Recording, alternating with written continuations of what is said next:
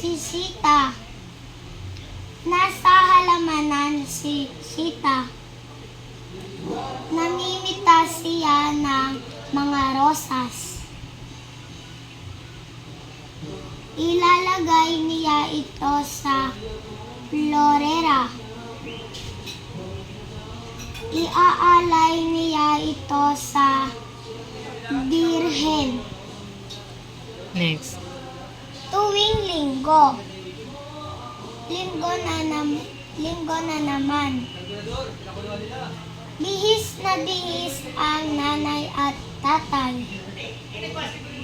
Bihis na bihis si Linda at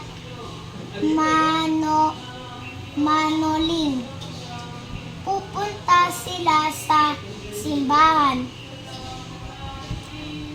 Mamamasyal sila pagkasimba.